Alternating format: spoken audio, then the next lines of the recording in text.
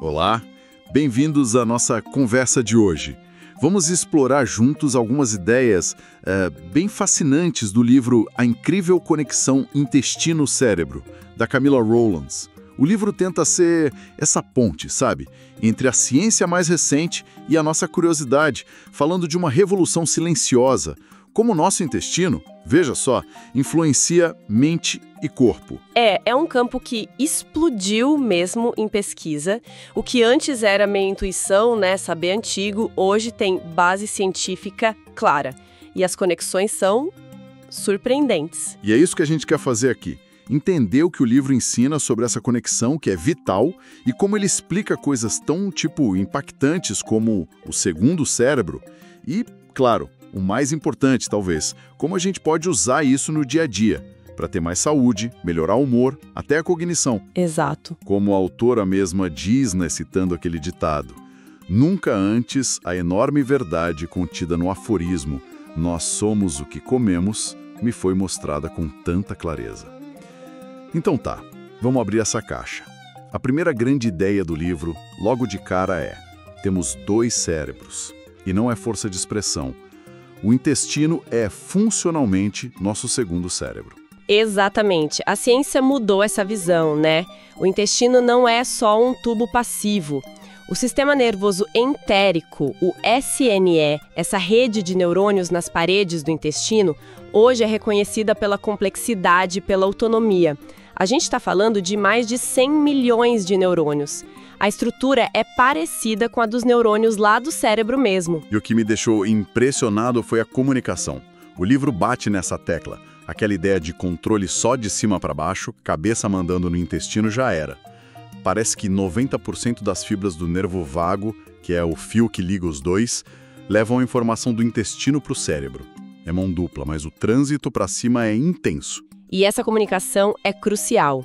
O SNE não só cuida da digestão, ele produz e guarda neurotransmissores-chave, tipo uns 90% da nossa serotonina, que mexe com humor, bem-estar.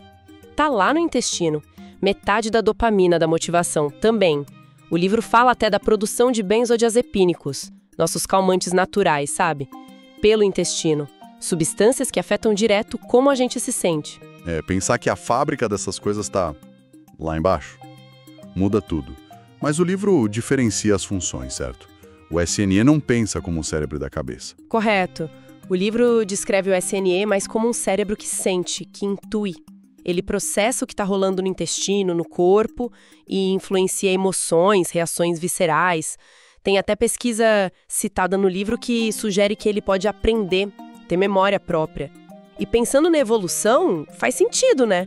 Organismos mais simples eram basicamente tubos digestivos com neurônios ali. O cérebro complexo veio depois. E achei legal como o livro resgata conhecimentos antigos. Egípcios localizando emoções nas vísceras, medicinas orientais tipo Ayurveda, medicina chinesa, vendo o abdômen como centro vital.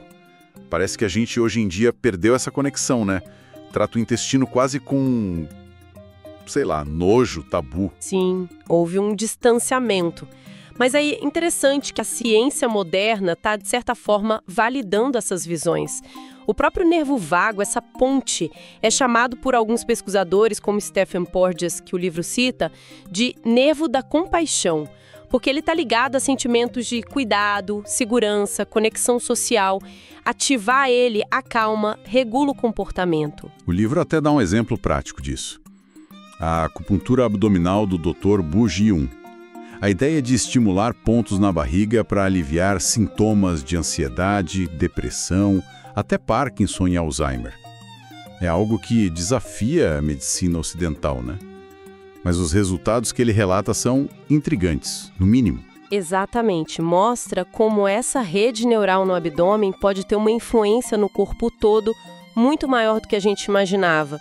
É uma demonstração prática do que o livro está explicando na teoria. Ok, então temos esse segundo cérebro poderoso, comunicativo, que influencia emoções. Mas aí o livro joga uma bomba. Ele é governado por estrangeiros, micro-organismos. A gente é mais um ecossistema andando por aí. Essa é uma das ideias mais, transformadoras do livro, eu acho. Ele usa essa imagem forte de sermos dominados por insetos para chocar mesmo, para fixar a ideia. A gente tem umas 10 vezes mais células de micróbios do que células humanas.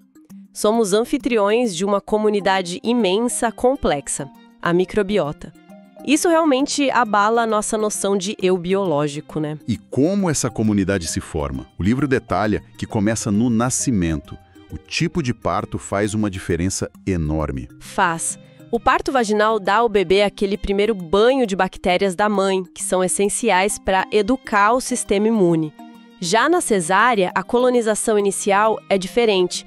Vem mais dos micróbios do hospital, do ambiente. E o livro traz dados preocupantes sobre isso, né? Associando cesárea a riscos maiores de várias coisas. Sim, ele apresenta dados que associam a cesárea a um risco aumentado de doença celíaca, tipo 80% mais chance. Obesidade, 50% mais risco. TDAH, risco 3 vezes maior. Alergias, 5 vezes. Autismo, risco dobrado. Diabetes tipo 1, 70% mais chance. E a amamentação também é fundamental. Não é só nutrição, fornece componentes imunes e prebióticos, a comida para as bactérias boas. Falando em bactérias boas, essa comunidade, a microbiota, vive em simbiose com a gente, certo? O livro explica bem essa relação. Sim, o ideal é ser uma relação de mutualismo. A gente dá casa e comida e elas ajudam de várias formas. O livro destaca que o equilíbrio entre as bactérias boas, as de fermentação, e as potencialmente ruins de putrefação é a chave. As boas ajudam a digerir, absorver minerais, produzir vitaminas como a B12, que é vital para o cérebro, e são cruciais para treinar e modular nosso sistema imune. E quando desequilibra, aí vem a tal da desbiose. O livro aponta isso, e também a permeabilidade intestinal, o leaky gut, como problemas centrais hoje. Como o livro explica esse mecanismo do intestino ficar vazando? Ele foca muito na barreira intestinal. As células da parede do intestino são ligadas por umas estruturas, as tight junctions. O livro menciona uma proteína, a zonulina, que age como um porteiro, sabe? Regulando o quão abertas ficam essas junções. E parece que algumas coisas, tipo a gliadina, uma proteína do trigo moderno, e certas toxinas de bactérias, podem fazer a zonulina abrir demais a porta, aumentar a permeabilidade. E aí escapa o que não devia para a corrente sanguínea. Fragmentos de bactéria, comida não digerida. Exatamente. Um exemplo-chave que o livro cita é o LPS, lipopolissacarídeo. É um pedaço da parede de algumas bactérias. Quando o LPS vaza para o sangue, ele dispara uma resposta inflamatória no corpo todo, e essa inflamação crônica, mesmo que de baixo grau, hoje está associada a um monte de doenças, autoimunes, diabetes, câncer e até depressão, ansiedade, TDAH, Parkinson, Alzheimer. O livro até cita o estudo com a tribo Hadza para ilustrar isso, né? Sim, os Hadza lá na Tanzânia, que são caçadores-coletores, eles têm uma diversidade de micróbios no intestino que é, nossa, muito maior que a nossa no Ocidente e quase não tem essas doenças inflamatórias crônicas. Não quer dizer que a microbiota deles seria boa pra gente, o contexto é outro, mas ilustra como o estilo de vida e a dieta moldam essa comunidade interna e como a perda de diversidade aqui pode estar nos deixando mais vulneráveis. É fascinante pensar nesse micro-universo ditando tanto da nossa saúde macro. Tá, então se a gente é um ecossistema e a saúde dele é tão crítica, o que a gente faz? O livro aposta forte na alimentação como terapia. Adorei a analogia com o filme Os Gremlins, que ele usa. É melhor observar o que você alimenta a sua tribo intestinal, porque o que a gente come decide quem cresce lá dentro. Na prática, como o livro sugere alimentar bem essa tribo? O livro organiza isso em torno de 3 conceitos principais: pré-bióticos, probióticos e simbióticos. Simplificando, pré-bióticos são as fibras que a gente não digere, mas que são a comida das bactérias boas. Probióticos são os micro-organismos bons, vivos, que a gente pode ingerir. E simbióticos são alimentos que já vêm com os dois juntos.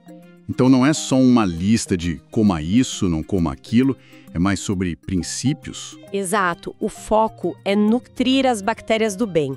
Isso significa priorizar a comida de verdade, rica em fibras pré-bióticas, pensa em variedade de vegetais, legumes, frutas, com moderação na frutose, claro.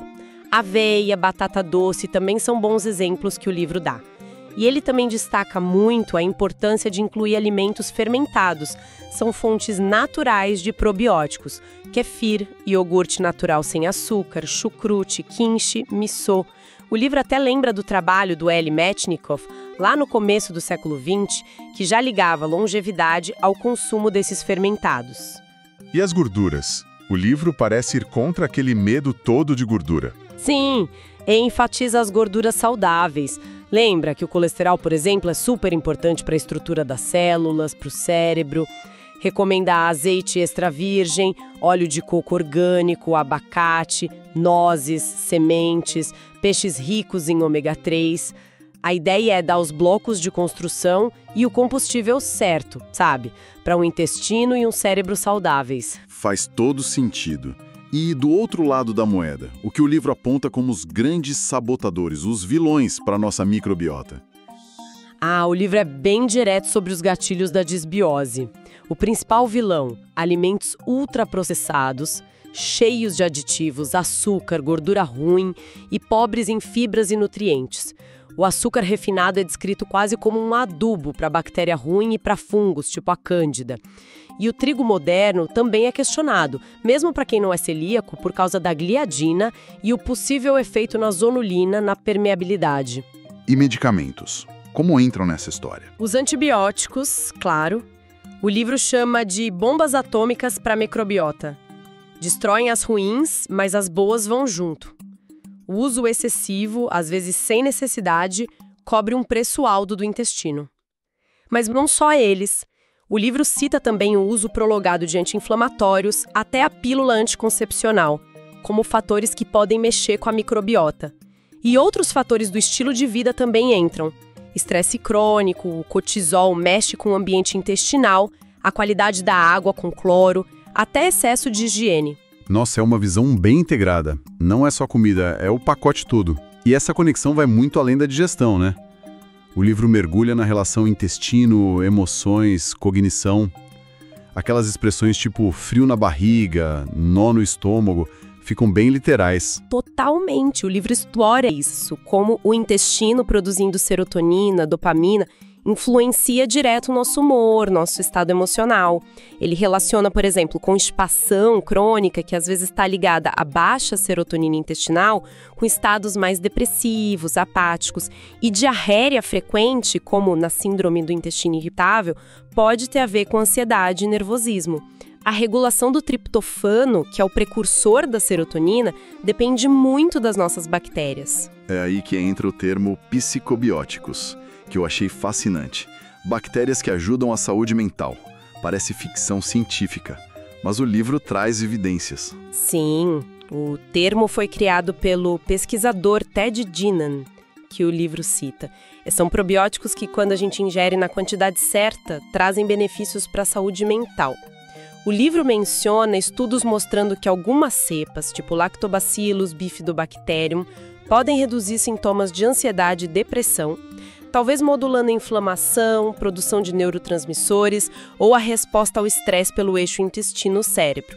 Cita, por exemplo, estudos onde Lactobacillus casei shirota melhorou o humor em gente com fadiga crônica e outro onde um mix de probióticos diminuiu pensamentos repetitivos, aqueles ligados à depressão.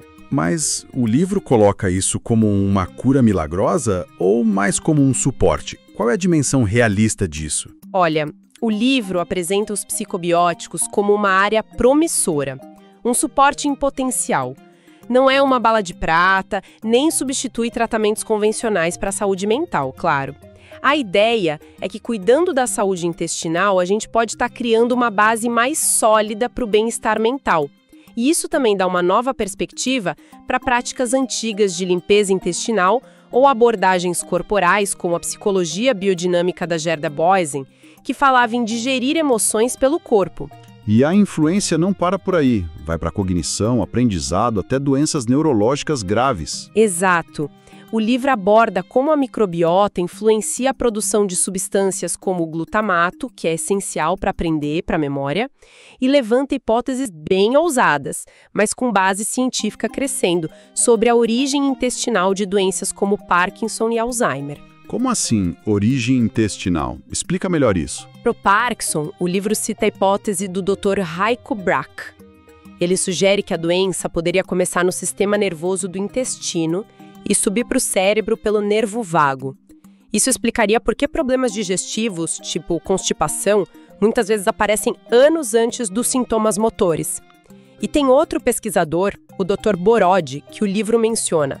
Ele viu melhora em sintomas de Parkinson, tratando infecções intestinais, e agora está pesquisando transplante fecal para isso. Já para o Alzheimer, o livro aponta que pacientes têm mais daquele LPS, a toxina inflamatória de bactéria no sangue. Isso sugere que o leaky gut, a permeabilidade intestinal e a inflamação que vem disso podem ter um papel no desenvolvimento da doença. A hipótese da higiene também entra aí. Menos diversidade de micróbios em países muito limpinhos, onde o Alzheimer é mais comum. Os transplantes fecais parecem a fronteira mais radical disso tudo. Sem dúvida. Ainda é experimental para muita coisa, mas o transplante de microbiota fecal, o TMF, é uma tentativa direta de restaurar um ecossistema intestinal saudável. Já é aprovado para tratar a infecção recorrente por Clostridium difficile, que é um problemão. O livro apresenta como uma área de pesquisa com potencial enorme para várias condições ligadas à disbiose, doenças autoimunes, metabólicas, talvez até as neuropsiquiátricas. Mostra o quanto a microbiota virou central na saúde. Bom, recapitulando então nossa exploração baseada numa incrível conexão intestino-cérebro, fica bem claro que o intestino age como um segundo cérebro, sim. E a saúde daquela comunidade imensa de micróbios lá dentro está ligada de um jeito muito íntimo com o nosso cérebro principal. Influencia tudo: humor, imunidade, cognição, até o risco de doenças sérias. E a mensagem forte é que a gente não é só vítima passiva disso. O livro enfatiza nossa capacidade de agir, nossas escolhas do dia a dia, o que a gente come, como lida com estresse, uso de remédios, são ferramentas poderosas para modular esse ecossistema interno e, por consequência, a nossa saúde geral. Cuidar da alimentação, priorizar comida de verdade, talvez incluir fermentados, reduzir o estresse, tudo isso tem impacto direto. É como o livro sugere, citando Bruce Lipton, a gente não é um indivíduo isolado, mas uma comunidade ambulante. Nossa saúde é resultado dessa interação complexa lá dentro. Exatamente. A palavra-chave que fica ecoando do livro é simbiose, cooperação, sabe? Não só competição. É isso que traz resiliência na natureza e dentro da gente também. Cuidar da nossa microbiota não é só pensar em digestão. É cuidar da base da nossa saúde física e mental. O que nos deixa com uma reflexão final, provocada por todas essas ideias, se a saúde física e mental pode mesmo começar no intestino e o que a gente faz todo dia molda esse mundo interno de forma tão profunda.